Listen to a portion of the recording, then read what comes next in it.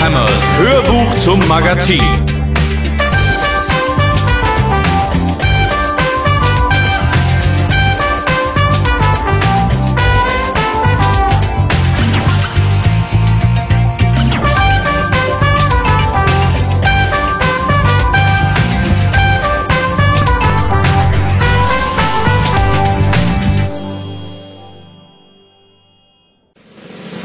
Hochverehrtes Publikum, willkommen in Marvi Hämmers Zirkus der Zeit.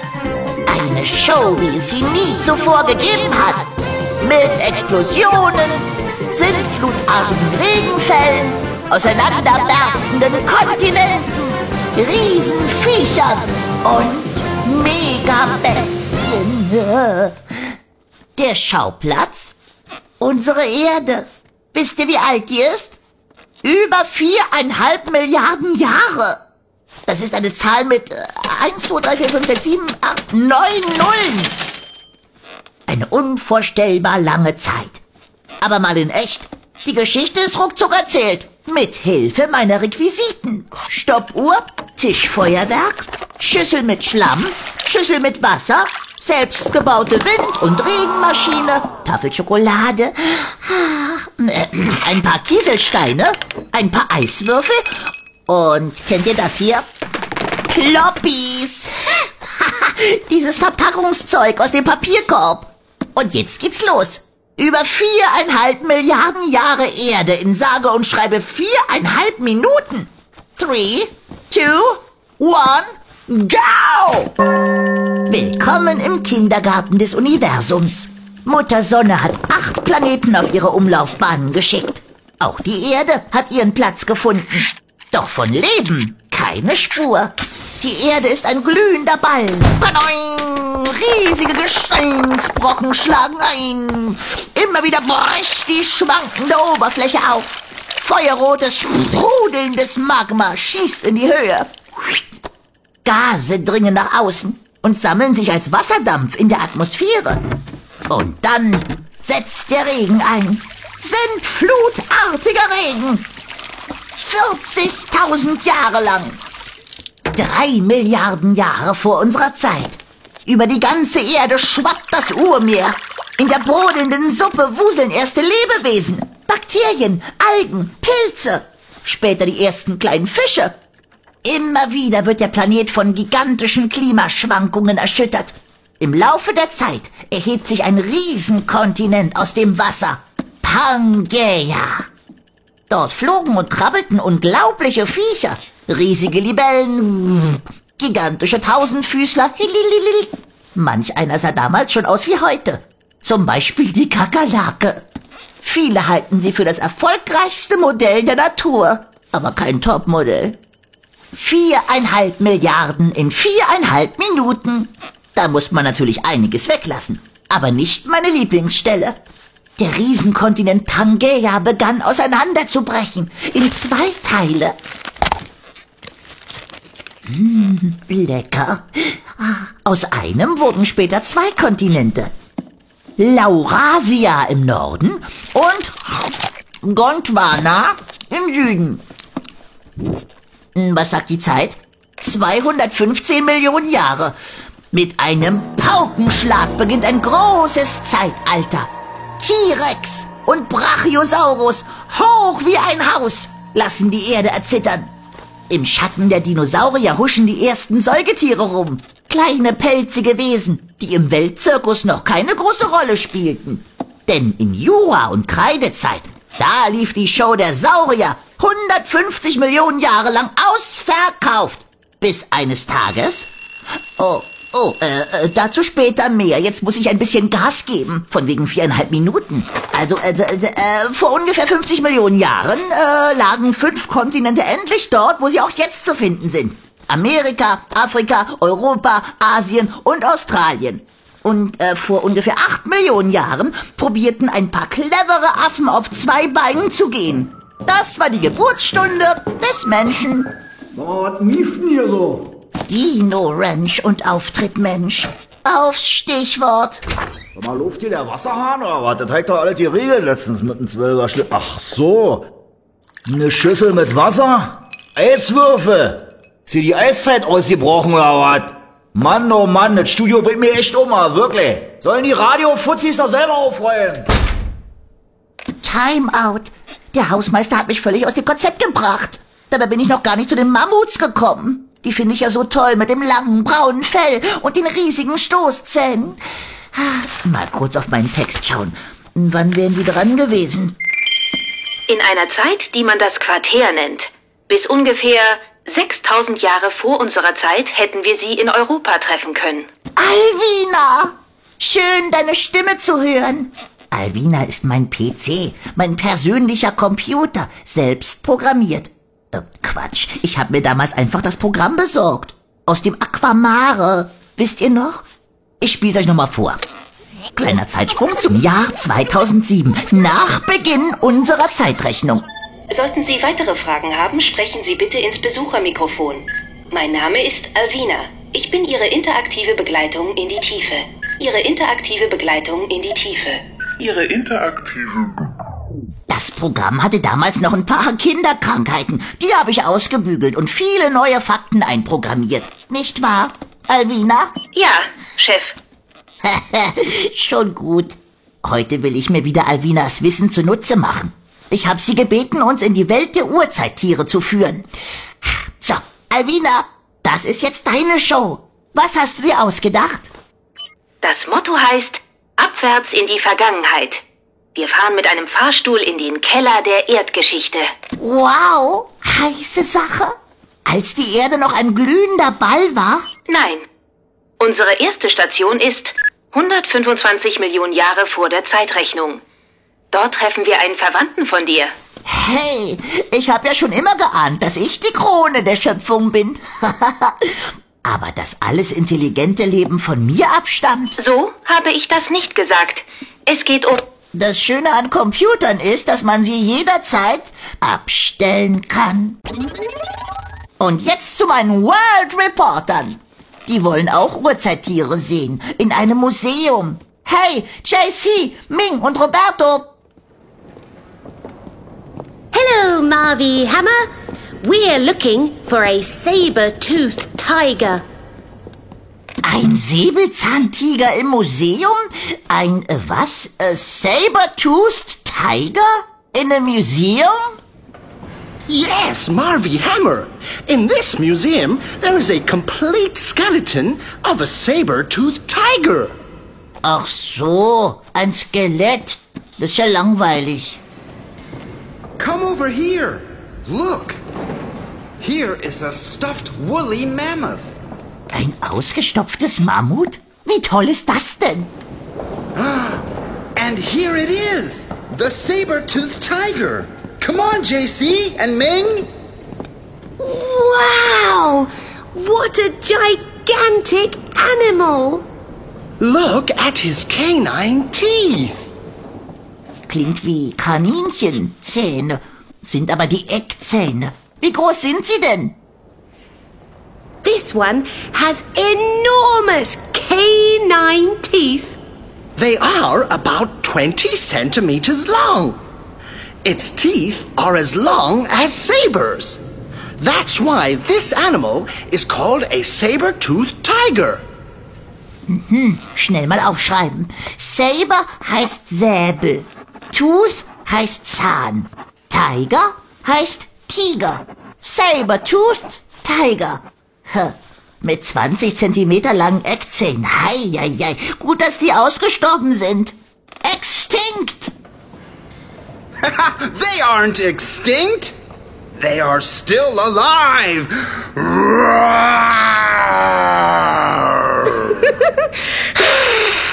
Yes, they are still alive. Psst.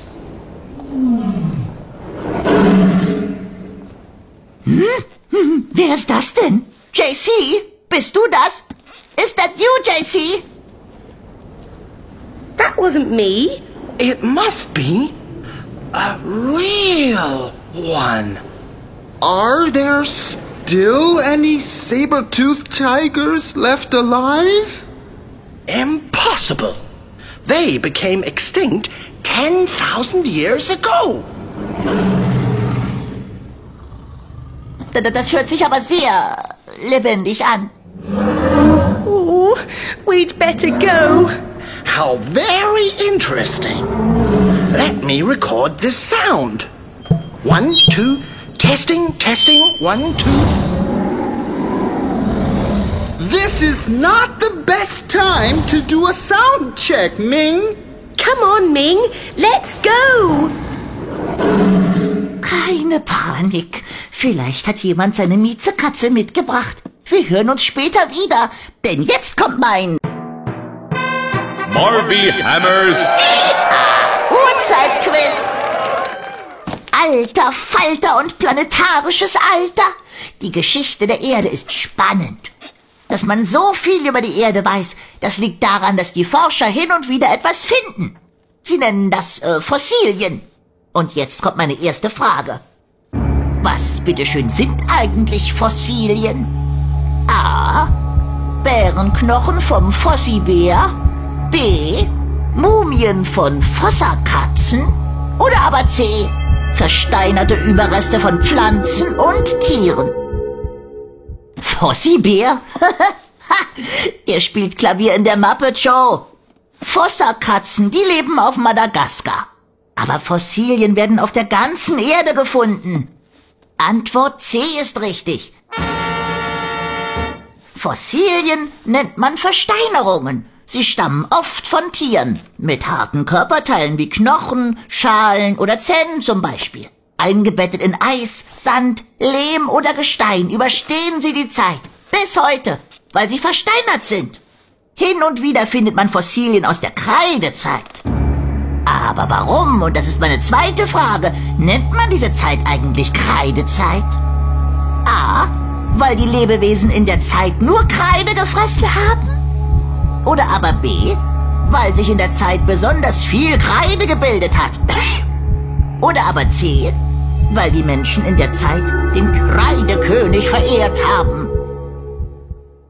Tja, leider gab's in der Kreidezeit noch gar keine Menschen, die König Kreide den Hof machen konnten. Und Lebewesen, die nur Kreide fressen, werden wohl ziemlich kreidebleich gewesen. Antwort B ist richtig. Durch große Überschwemmungen hat sich in der Kreidezeit besonders viel Kreide gebildet. So entstanden riesige Kreideklippen. In der Kreidezeit lebten die Dinosaurier. Und als sie zu Ende ging, machten die Dinosaurier einer anderen Art Platz. Und daraufhin zielt meine dritte Frage. Wer waren die nächsten Stars in der Manege? A. Säugetiere. B. Fabeltiere. Oder aber C. Kuscheltiere. Das war ja einfach. Fabeltiere gibt's doch nur in der Fabel. Antwort C ist auch Quatsch. Kuscheltiere. Hätten den Dinos bestimmt keine Angst gemacht. Natürlich ist Antwort A richtig. Bei Säugetieren bleibt das Blut immer warm. Sie konnten sich deswegen viel besser an Veränderungen in ihrer Umgebung anpassen als die Dinos. Wenn es kalt wurde, standen die Dinos bloß träge in der Gegend rum. Wie dieser Kasten hier mit der Stimme von Alvina. Es geht um ein 125 Millionen Jahre altes, mausähnliches Wesen. Ältester bekannter Vorfahre der Säugetiere. Ja, Alvina, wir sind schon viel weiter. Habe ich etwas verpasst? Mein Quiz. Gewonnen haben wieder alle, die mitgemacht haben. Und jetzt geht's abwärts in die Vergangenheit. Du bist dran, Alvina. Bin gespannt, was du zu erzählen hast. Wann kommen die Mammuts? Einen Augenblick. Zuerst betreten wir den Fahrstuhl in die Vergangenheit.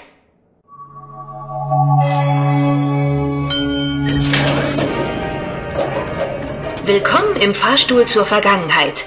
Bei jedem Halt öffnen sich die Glastüren automatisch, um den Blick auf die Urzeittiere und ihre Umgebung freizugeben. Die 4 Knöpfe neben der Tür bezeichnen 4 Stockwerke in der Zeit.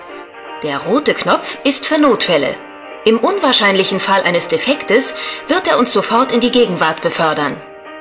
Insgesamt werden wir 125 Millionen Jahre durchfahren. Unsere erste Station ist die unterste und zugleich die älteste. Abwärts in den Keller der Vergangenheit. Stockwerk 1.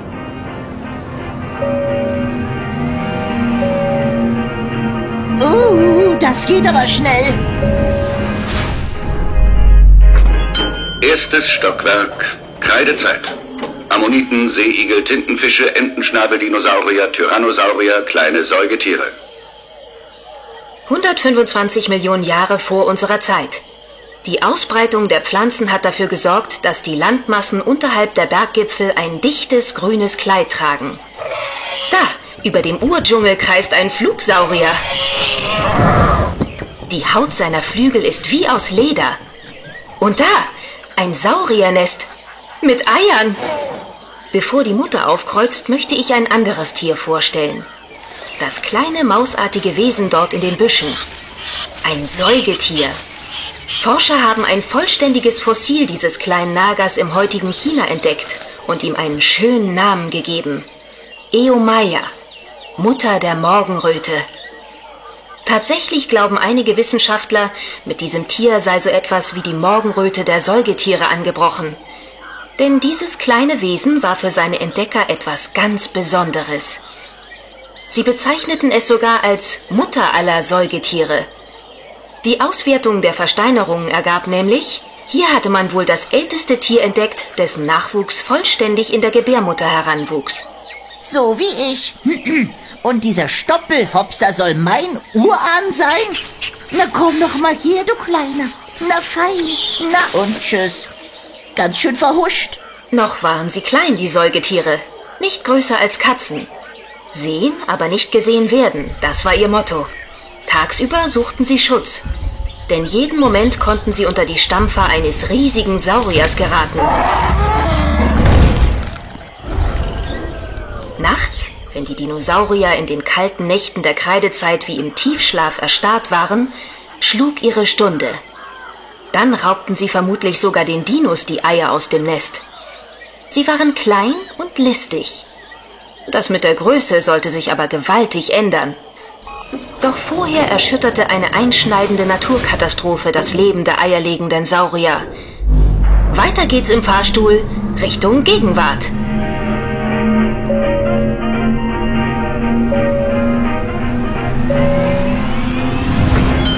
Zweites Stockwerk, Alttertiär. Frühe huftragende Säugetiere, Weidegänger, rezente Nashörner, laufende Vögel, Krokodile. Wer gut aufgepasst hat, wird in dieser Aufzählung etwas vermissen. Na klar, die Dinos. Oh. Was stinkt denn hier so? Eine Schwefelwolke. Bestimmt haben wir gerade einen der vielen Vulkanausbrüche hinter uns. Wir befinden uns ungefähr 60 Millionen Jahre vor unserer Zeitrechnung. Eine Welt ohne Dinosaurier. Viele Forscher glauben, der Einschlag eines gigantischen Asteroiden oder Kometen in der Gegend des heutigen Mexiko vor etwa 65 Millionen Jahren habe zu ihrem Untergang beigetragen. In den folgenden Jahrtausenden folgten vermutlich noch weitere Einschläge. Die Sonne verfinsterte sich. An den Küsten gab es 150 Meter hohe Springfluten. Die Temperatur spielte verrückt. Es wurde kühler. Viele Arten starben aus, im Meer und an Land. Am schlimmsten traf es die Dinosaurier. Dinosaurier waren Reptilien und Reptilien sind Kaltblüter. Sie können ihre Körpertemperatur nicht selbst konstant halten. Am liebsten haben sie es schön warm, doch damit war es erstmal vorbei. In kalten Zeiten wächst weniger, es gab also auch weniger zu futtern. Eins kam zum anderen. Doch die Saurier verschwanden nicht auf einen Schlag. Mindestens 1 Million Jahre hat es gedauert, bis die Viecher ausgestorben waren. Auf der Erde wurde es deswegen keineswegs still. Denn die großen Echsen waren ja nicht allein auf dem Planeten gewesen. Wer war noch da? Die Fische, die Vögel, die Säugetiere. Warum hatten die denn keine Probleme? Nun, als Warmblüter verfügten sie über eine konstante Körpertemperatur. Klimaschwankungen machten ihnen nicht so viel aus. Sie hatten besser entwickelte Kiefer und verschiedenartige Zähne, mit denen sie besser kauen und die Nährstoffe besser verwerten konnten. Vor allem das Heranwachsen im Mutterleib und die Muttermilch gaben den jungen Säugern einen Entwicklungsvorsprung vor anderen Tieren. Kurzum, nach den Dinos wurden sie die neuen Stars auf der Bühne der Natur. Schon bald gab es immer mehr Arten von ihnen. So, Vom Keller der Vergangenheit fahren wir mit unserem Lift durch die Zeit ein paar Millionen Jahre hoch. 50 Millionen, 40 Millionen, 30 Millionen Jahre vor unserer Zeit. So, ein bisschen langsamer im Fahrstuhl der Zeit. Schau mal raus. Aus den kleinen Stoppelhopsern sind inzwischen große Säugetiere geworden. Auch andere Tiere legten ordentlich zu. Alvina, da kommt so ein komischer Vogel aus dem Gebüsch. Eiszeithügel und Stubbelflügel. Sieht aus wie ein Riesenvogel, der nicht fliegen kann. Der Kopf ist so groß wie der eines Pferdes. Fast 2 Meter hoch ist der Vogel. Das wird ein Gastornis sein. Man weiß nicht, ob er Pflanzen fraß oder mit seinem beilförmigen Schnabel auf kleine Säugetiere losging. Kleine Säugetiere? Kannst du bitte mal auf den roten Knopf drücken? Dann würdest du was verpassen. Denn jetzt heißt es, Bühne frei für die Riesensäuger. Die Säugetiere schienen im ausgehenden Alttertiär geradezu zu explodieren. Manche sahen aus wie in einem Science-Fiction-Film. Das Asinotherium zum Beispiel, eine Mischung aus Elefant und Nashorn mit 2 riesigen Hörnern auf der Stirn. Es lebte im heutigen Ägypten, genau wie das Myriterium, ein gigantischer Vorläufer der Flusspferde. Können wir ein Stockwerk höher fahren? Aber glaub nicht, dass die Tiere da bedeutend kleiner werden. 3. Stockwerk, Jungtertiär. Ausgedehnte Graslandschaften, Huftiere, Rüsseltiere, Hasenhirsche, riesige Raubvögel. Vor diesen Schritten nahm in Asien vermutlich jedes Tier Reißaus. Das Indrikotherium gilt als das größte bekannte Landsäugetier aller Zeiten. Es war bis zu 9 Meter lang und wog so viel wie mehrere Elefanten zusammen. Ein Vorfahre der Nashörner, aber auf schlanken Beinen mit einem hohen Hals. Mehrere Millionen Jahre fraß es sich durch die Baumwipfel. Als mit dem damaligen Klimawandel die Wälder zu Savannen wurden, konnte es sich nicht mehr bücken, um zu weiden. Die enorme Größe, die alle verschreckt hatte, war jetzt sein Untergang. Wieder ein Beweis, dass das Entstehen und Verschwinden der Urzeittiere mit den Veränderungen der Natur zusammenhängt. Ein Forscher hat es auf den Punkt gebracht. Die Form eines Tieres wird wahrscheinlich stark von seiner Umwelt geprägt. Ein Gigant war auch das Riesenfaultier. Der Pflanzenfresser lebte vor allem im heutigen Südamerika. Bis zu 6 Meter hoch, Gewicht ungefähr 3 Tonnen. Um die Balance zu halten, musste es sich vermutlich auf seinen Schwanz stützen. Kopf einziehen, ein Argentavis. Dieser riesige, geierähnliche Vogel hat eine Flügelspannweite von 7 Metern, doppelt so viel wie ein Wanderalbatros, der größte flugfähige Vogel unserer Zeit. Der auffälligste unter all diesen Exoten ist eine Art Urelefant. Wie ein Koloss ragt er aus der Steppe. Er trägt den Namen Platybelodon und besitzt 4 Stoßzähne. Das untere Paar steht zusammen und bildet eine Art Schaufel. Damit haben die Dickhäuter zum Beispiel Pflanzen aus dem Wasser abgeschöpft. Wenn man es so vor sich stehen sieht, wird man das Gefühl nicht los, die Natur führte in dieser Zeit ständig neue, verrückte Experimente durch. Extreme Größen, extreme Verwandlungen. Aber man darf nie vergessen, diese Veränderungen vollzogen sich zum Teil über Millionen von Jahren, während sich Natur und Umwelt langsam, aber entscheidend veränderten. In der Zeit der Graslandschaften mussten sich zum Beispiel die Pflanzenfresser anpassen, um ihre Fluchtmöglichkeiten zu verbessern. Sie wurden schneller und kraftvoller. Also mussten auch die Raubtiere zulegen und so weiter. Doch gegen Ende des Jungtertiärs gab es erneut einen Klimawandel. Es wurde kalt. Dichtes Fell kam in Mode. Bei einigen Tieren war das nicht zu übersehen. Mammuts! Endlich! 4. Stockwerk, Quartier, Eiszeiten, Wollnashörner, Wölfe, Huftiere, Übergang in die Gegenwart. Hä? Was ist denn hier los? Das ist ja eine Völkerwanderung. Lauter Echsen unterwegs, Krokodile, Schildkröten. Wo wollen die denn alle hin? Gibt's hier was umsonst? Vermutlich Wärmedecken. Ist das kalt? Das muss die Eiszeit sein. Genau genommen gab es mehrere Eiszeiten. Diesen Tieren ist es tatsächlich zu kalt geworden. Vor allem Reptilien, die Kaltblüter, haben Probleme, wenn die Temperatur fällt. Deswegen ziehen sie in Richtung Äquator. Aber schau doch mal, welche Tiere bleiben. Da, die dunklen Punkte auf dem Schneefeld, die immer näher kommen. Eine Herde Mammuts mit braunen Deckhaaren und riesigen nach hinten gebogenen Stoßzähnen. Auch die ersten Menschen waren von ihnen beeindruckt und zeichneten sie an Höhlenwände. In der Gegenwart fand man immer wieder Fossilien von Mammuts, die jahrtausendelang im Eis eingefroren waren. Kälte konserviert, wie eine Tiefkühltruhe.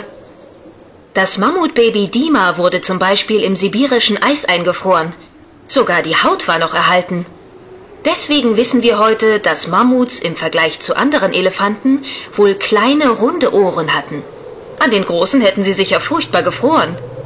Eine ganze Herde. Und so schön zottelig. Nix wie hin. Sei vorsichtig, so ein Mammut wiegt fast 3 Tonnen. Keine Angst, Alvina. Ich hol mir nur ein Andenken. Ein Haar nur.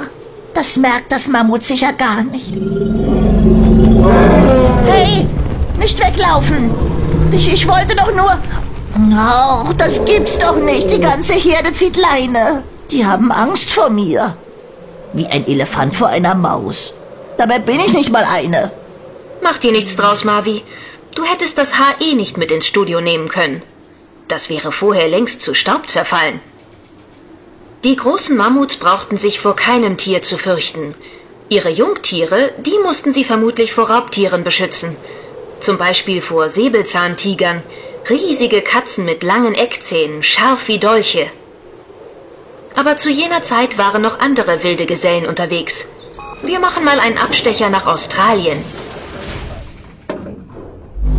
Nachdem eine große Landmasse vom Kontinent Gondwana abgebrochen war, entwickelten sich hier vor allem Beuteltiere wie das Känguru und das Wombat. Zu den Urtieren in Australien zählen riesige fleischfressende Kängurus und ein Beutellöwe doppelt so groß wie ein Leopard. In Sydney ist man stolz auf einen 30 Zentimeter großen Beutellöwenschädel. Sein Alter wird auf 40.000 Jahre geschätzt. In einem Obst- und Gemüseladen wäre das Tier sicher verhungert. Riesensäuger wie Beutellöwe und Killerkänguru starben vor 100.000 bis 20.000 Jahren aus. Die Mammuts traf es vor ungefähr 10.000 Jahren. War der Mensch schuld, dessen Jagdkünste immer perfekter wurden, der den Riesentieren Fallen stellte? Endstation, Gegenwart, Klimaanstieg, abschmelzende Polkappen, Menschen, Autos, Computer. Computer, Röntgenapparate, DNA-Analyse, modernste Forschungsmethoden. Und trotzdem wissen wir noch so wenig von den Tieren der Urzeit. Ein bekannter Forscher hat mal gesagt, jedes Mal, wenn wir ein Fossil gefunden haben, das eine Lücke schließt, entstehen 2 neue Lücken. Damit die neuen Lücken gestopft werden, durchdringen immer mehr Forscher die verschiedenen Schichten der Erdgeschichte. Dann müsste also jedes Zeitalter seine eigene Erdschicht haben? Was man wohl später mal in unserer Schicht findet, frage ich mich. Cola-Dosen und meine Hörbücher. Wer weiß. Oder Mikrofon, Notizblock und Kamera. Die Ausrüstung meiner World Reporter. Hallo, JC, Ming und Roberto. Habt ihr das Kätzchen im Museum entdeckt? Actually, this kitty seems to be quite big. There must be some primeval beasts prowling around here. We're looking for the way out. Exit! Look, there's the door! Was gibt's denn da zu kichern, Ming? It's a cinema. There's a cinema in the museum. Just look around the corner. Exactly. A little cinema with a big screen and a gigantic sound. And they're showing an animation film all about saber-toothed tigers. Saber-toothed tigers had canine teeth that were as sharp as knives. Ein Trickfilm über Säbelzahntiger. Psst! Listen! Saber-toothed tigers had big, sharp canine teeth, but they could only take little bites, just like a little kitten. Schnell mal nachschlagen. Ming hat recht. Der Säbelzahntiger hatte Eckzähne wie Dolche. Aber kauen konnte er nur wie eine kleine Katze. Like a little kitten? Oh, what a pity they're extinct. Oh, I don't know about that. I wouldn't want to meet one in the middle of the night. Me neither. Ja, da gehen sie hin. Danke, JC, Ming und Roberto. Und danke, Alvina. Das war ein spannender Ausflug in die Vergangenheit. Mit dir würde ich am liebsten immer verreisen. Kannst du haben. Auch wenn du nicht immer recht hast. Wie meinst du das? Was glaubst du, was ich in der Hand habe? Das ist nicht möglich. Doch. Ein Haar von einem Mammut. Kommt in meine Schatzkiste. Da liegt so einiges. Ein Bernstein mit eingeschlossenem Krabbeltier. Ein Fossil also. Ein paar einzelne Socken. Aus dem Quartär? Oder noch älter. Jetzt wird bloß nicht frech. So, das hast du davon. Das war's für heute. Gleich gibt's noch die Texte aus dem Heft und die Reportage auf Englisch. Wir hören uns wieder, weil die Welt sich dreht. Hossa!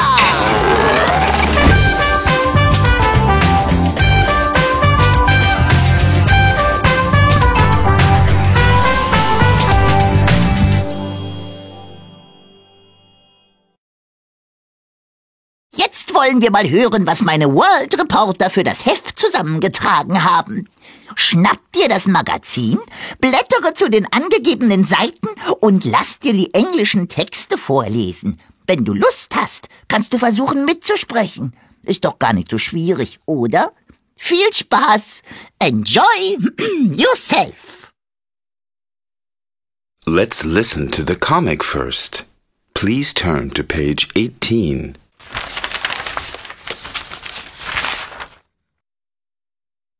Comic strip, The World Reporters, Trouble in the Jungle.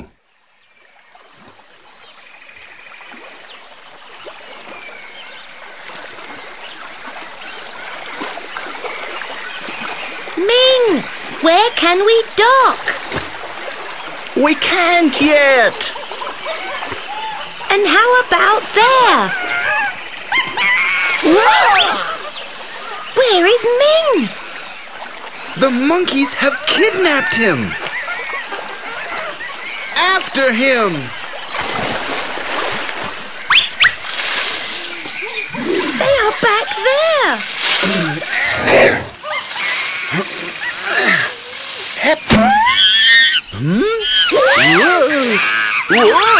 Whoa! Somebody hold on to me! Oh no! Just don't break! Give me your hand before the fish eat you. Look, that's Ming over there. Hey, there you are. Join the party. An extra hand is quite handy, isn't it? We'll have to practice on that one. Yeah.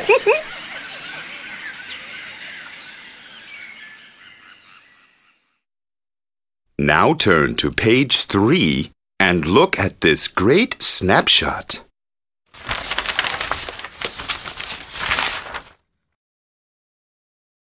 Snapshot. JC's notes. The painted grasshopper jumps onto a plant. The orange blossoms are poisonous. Despite this, the insect eats them. Turn to page 6. What's in the world news, Ming?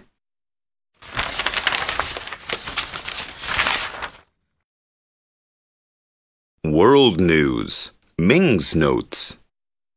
The tractor rumbles over the grass. The gas pedal moves. Is it a ghost steering? Please turn to page 8.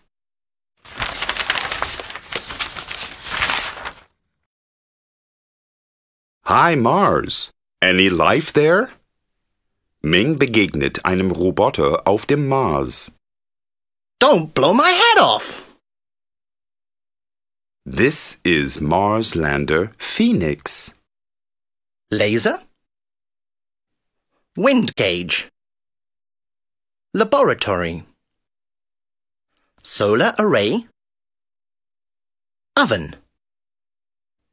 Mars's soil. Scoop. Camera. Robotic arm. 3D camera. Ming's notes. Phoenix lowers its robotic arm. It takes a scoopful of Mars's soil and off with it into the lab. Ming interviews Peter Smith. The scientist of the University of Arizona leads the NASA Mars mission. How did you feel when Phoenix landed on Mars? I felt like a runner who had won a race. A great accomplishment. Is Phoenix just a machine to you? I call Phoenix she. She has many of the senses of a human being. Touch, sight, taste, smell. Have you found life in the ice? No, we have found no organics. Do you believe in Martians? And will Phoenix find any? I do believe in Martians. I don't think Phoenix will find them, but we will find their trail. We're on the right path. Would you like to go and look for yourself? No, Mars is too cold and dry. And now, let's see page 12.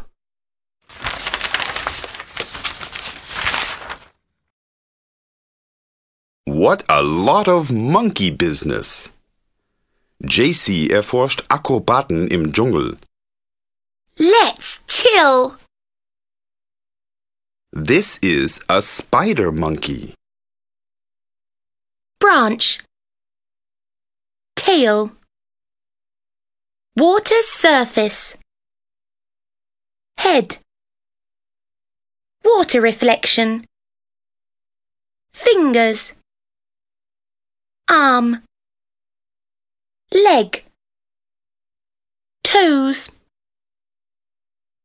JC's notes. Spider monkeys care affectionately for each other.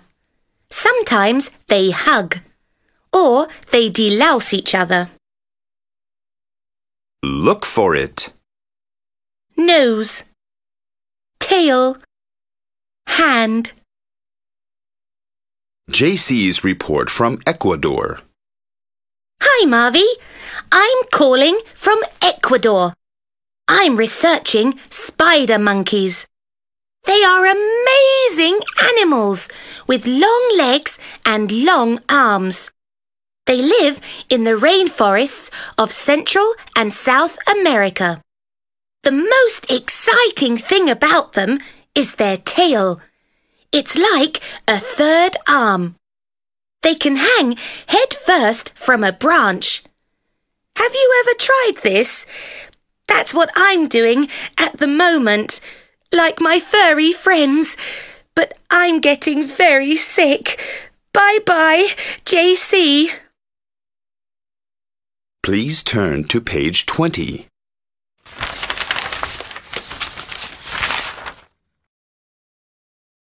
Help! The ice is melting. Roberto reist zu Inuit und Nenzen in die Arktis. We can do it! Photo caption. What is this Inuit hunter doing? reading, running, jumping. This is an Inuit hunter. Harpoon, shore, sea, sea kayak, Inuit hunter, paddle, iceberg. Photo caption. How many sledge dogs are there? 8, 9, 10.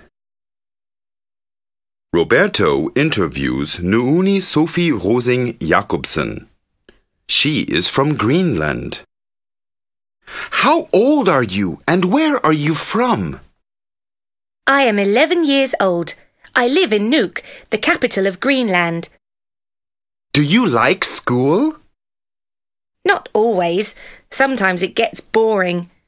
I like it when we have Greenlandic. And I like gym and going to the library and writing essays on the computer. What are your hobbies? I play football and the guitar. I like to be outside with my friends and to walk my dog in the nature. What do you wish for? I hope that the biodiversity will remain intact and that people stop polluting the environment. Photo caption. The boy is catching a reindeer, whale, seal. Photo caption. Inuits' homes are threatened by tornadoes, floods, warmth. Roberto's notes. A reindeer stands in front of the lichen. It pushes the snow to the side. It eats the plant. Thanks, Roberto. Let's hear what this reader is reporting. Turn to page 29.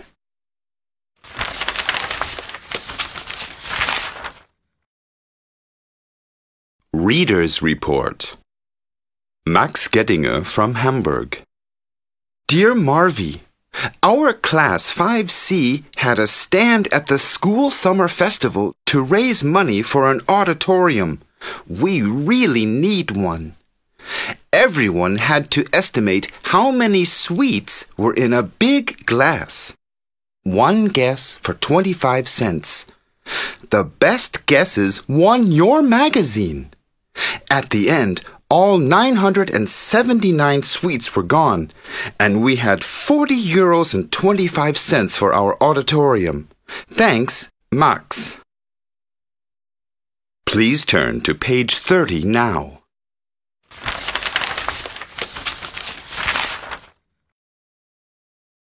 Amazing animals. JC's notes. The dog runs into the house. It butts the farmer with its nose. The farmer follows the dog. See page 32.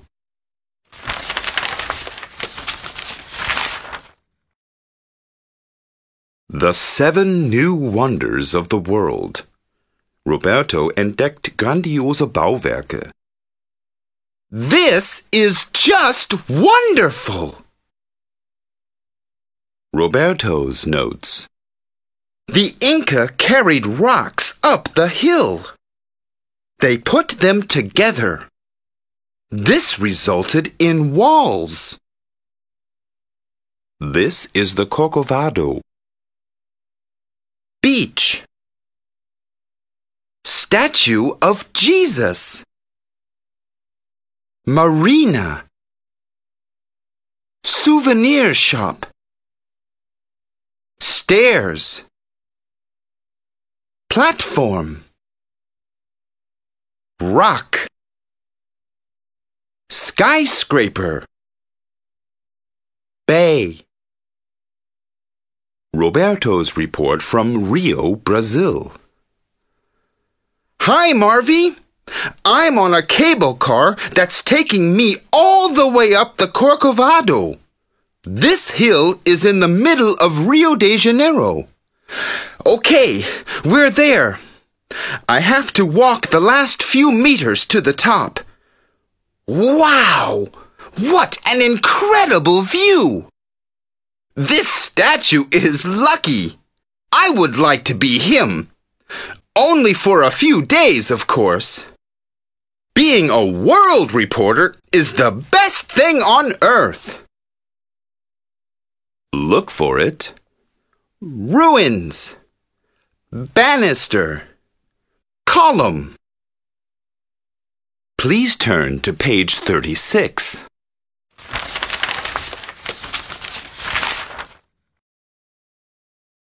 Look what is growing there. JC's notes.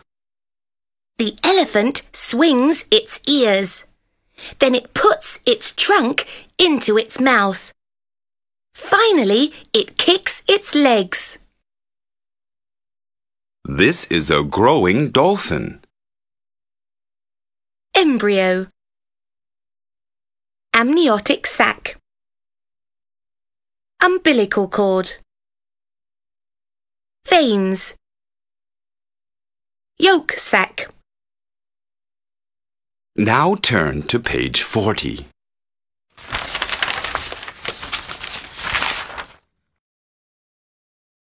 Cooking with Roberto. Maize porridge and deep-fried potatoes. Roberto's notes. Take some maize porridge in your right hand. Roll a small ball out of the porridge. Dip the sauce with it. Letter to Marvi. Sender, Immaculata, 13, from Tanzania. Hello, Marvi Hämmer. My name is Immaculata and I'm 13 years old. I live in a village for orphans in Kilolo. This is a town in Tanzania, a country in East Africa. After school, all the children of the village come together for lunch. The Tanzanians typically eat from one big bowl, but we've got our own plates and spoons. My favourite food is maize porridge and deep-fried potatoes. I like it spicy with some pepper. On the Tanzanian island Zanzibar grow a lot of spices like nutmeg, clove and pepper. Bye-bye, Immaculata. This is what you need. Onion. Oil. Potatoes. Vegetables. Tomatoes. Salt. Maize meal. Vegetable broth. And now turn to page 44. And let's listen to fun stuff. Fun stuff. Let's think. What can the answer be? It's easy. I use my calculator. Let's count.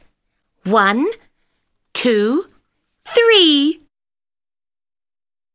JC's tongue twister. Say this fast 3 times. Are our oars oak? Are our oars oak? Are our oars oak? Are our oars oak? Are our oars oak? Are our oars oak? Are our oars oak? Are our oars oak? Are our oars oak? Are our oars oak? What in the world? Parrot. Beads. Lollipop. Paint set. Umbrella. Markers. Sprinkles. Straws. Helix. Hossa, das war ja eine Menge Englisch. Da qualmen mir aber ganz schön die Ohren. Hui.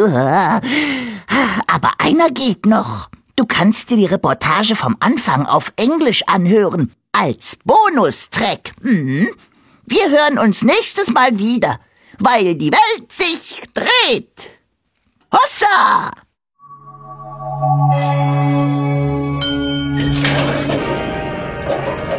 Welcome inside the elevator to the past.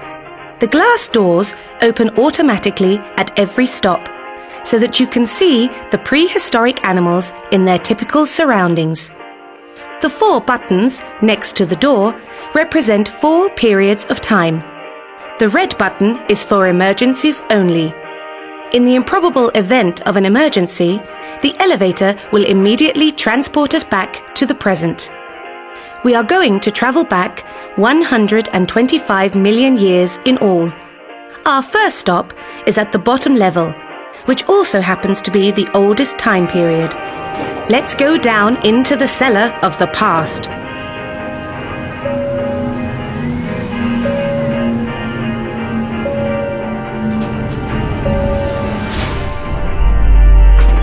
Level 1. The Cretaceous period. Ammonites, sea urchins, cuttlefish, duck-billed dinosaurs, tyrannosaurs, small mammals. 125 million years before our time. Plants have spread out in the areas of land beneath the mountaintops and colour the surface lush green. Look there, a pterodactyl is circling over the prehistoric jungle. The skin stretching over its wings looks like leather. And look, over there, a dinosaur nest full of eggs. Before the dinosaur mother turns up, I'd like to introduce you to another animal. That small, mouse-like creature lurking over there in the bushes. It's a mammal. Researchers have discovered a complete fossil of this small rodent in China and have given it a beautiful name. Eomaya, Mother of the Dawn. Indeed, some scientists believe that this animal heralded the dawning of all mammalian species. That makes this little creature something quite special for those who discovered it. They even call it the mother of all mammals. An analysis of the fossils revealed that they had discovered the oldest animal which had offspring that matured within the uterus. An analysis of the fossils revealed that they had discovered the oldest animal which had offspring that matured within the uterus. They were still small then, the mammals, no bigger than cats. See, but don't be seen was the motto they lived by. They sought protective covering during the day, because otherwise they could easily end up crushed under the whopping big feet of a gigantic dinosaur.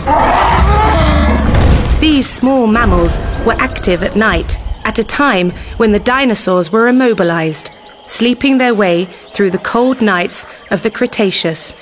Small and cunning, the tiny rodents probably even stole dinosaur eggs straight from the nests. Their size, however, was about to change drastically. But before that, a natural disaster was to have a dramatic effect on the lives of the egg-laying dinosaurs. Let's continue in the elevator. Up we go towards the present.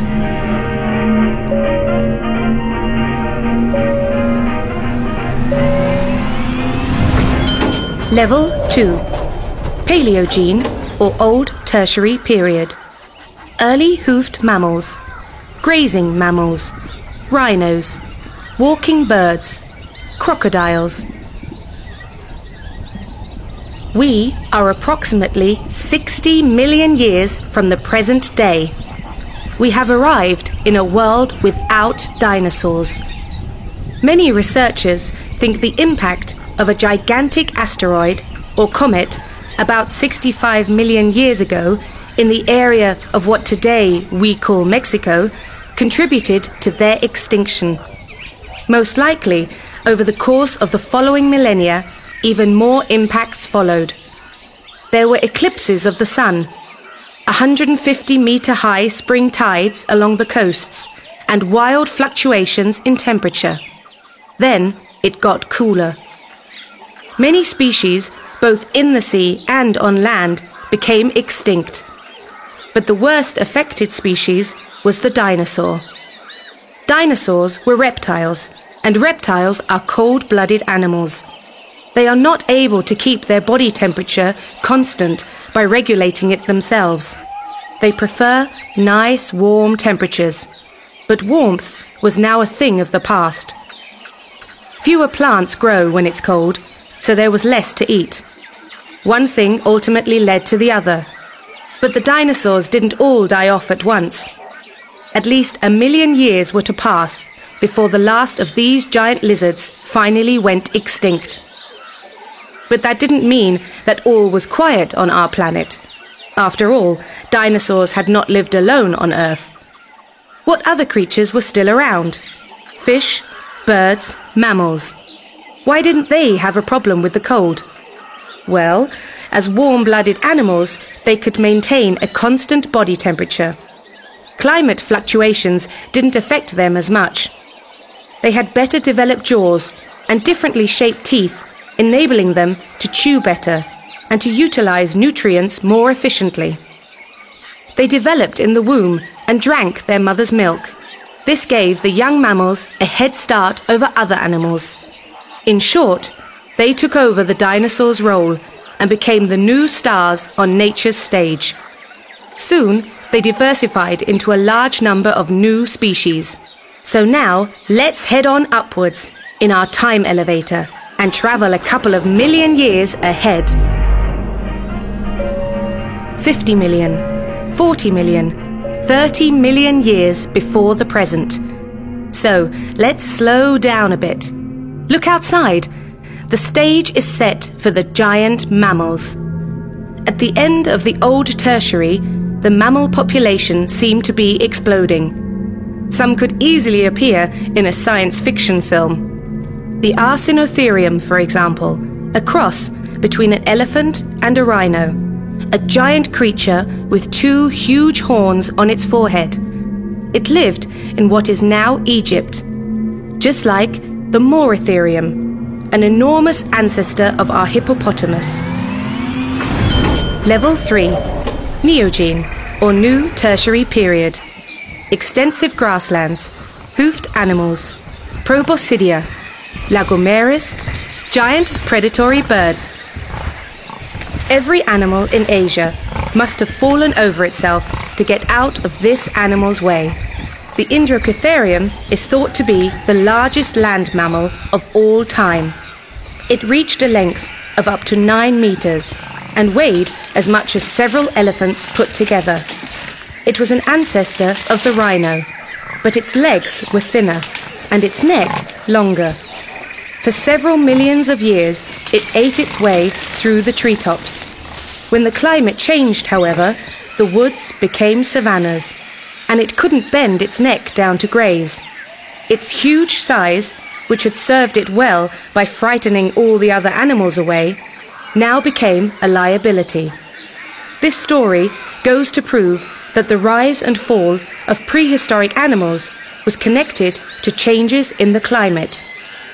One scientist put it thus: the size and shape of an animal is probably strongly influenced by its environment. Another such colossus was the giant sloth. This herbivore lived primarily in what is today South America. Up to 6 meters tall and weighing approximately 3 tons, it probably needed its tail to help it keep its balance. Duck down! There's an Argentavis. This enormous vulture-like bird has a wingspan of 7 meters, which is twice the width of a wandering albatross, the largest bird capable of flight today. The most striking animal among all of these exotic creatures is a type of prehistoric elephant. It resembles a giant as it makes its way across the steppe. It is called a platybelodon, and it has 4 tusks. The lower 2 have grown together and form a kind of shovel. These pachyderms used their lower tusks to skim plants up out of the water.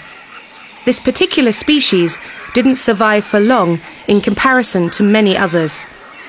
When you look at it closely, you can't quite shake off the feeling that Mother Nature was going through a phase of conducting crazy experiments. Extreme sizes, extreme transformations. But don't forget, these changes took place over a period of several million years, during which the environment changed slowly but decisively. For example, during the period of the time in which the grasslands were predominant, herbivores had to adapt in order to escape from predators quickly. They became faster and stronger, which of course led to their predators becoming faster and stronger in turn.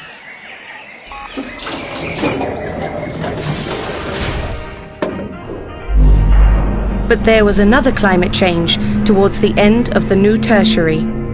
It got colder and thick fur came into fashion, a feature hard to miss with some animals. Level 4, Quaternary period. Woolly rhinoceros, wolves, hoofed animals, ice ages. There were several ice ages, in fact. The weather got too cold for some animals, especially for the reptiles. Cold-blooded animals have big problems when temperatures fall. Some migrated towards the equator. But see which animals remained. Over there, you can make out some dark spots in the snowy landscape. They're coming closer. A herd of woolly mammoths with long, hairy coats and giant tusks that curl back on themselves. The very first humans were also impressed and drew pictures of them on cave walls. Over the years, many fossilized mammoths have been found. Animals that had been frozen in the ice for thousands of years. Low temperatures conserve tissue. It was as if the mammoths had been kept in a freezer. Dima, for instance, a baby mammoth, was found lying frozen in Siberian ice. Even its skin was still preserved. Because of this, we know today that mammoths, in contrast to our present-day elephants, had small, rounded ears. Larger ears would have become terribly cold during the Ice Age. The giant mammoths had no need to fear other animals. They probably, however, had to protect their young from predators. From saber-toothed tigers, for example, giant predators with long canine teeth as sharp as daggers. But at that time, there were other wild creatures around too. Let's take a detour to Australia. After a big landmass had broken off the supercontinent Gondwana, marsupials, such as the kangaroo and wombat, developed there. The ancestors of today's kangaroo include a giant carnivorous wombat-like creature and a marsupial lion twice the size of a leopard.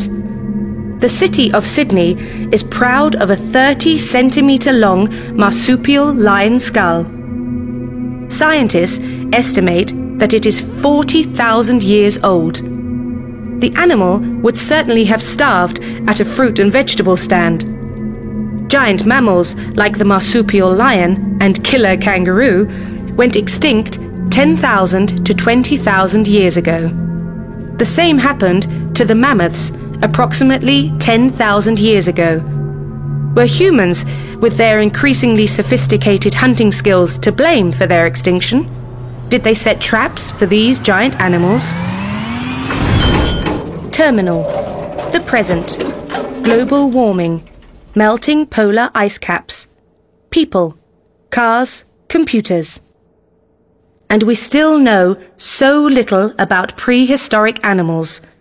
A well-known researcher once said, "Every time we find a fossil that closes a gap, 2 new gaps open up." In order to close up these new gaps, more and more researchers are penetrating different layers of geological history. What will future humans discover about us? Who knows? Perhaps they'll find Coke cans and Marvi Hämmer's audio CDs.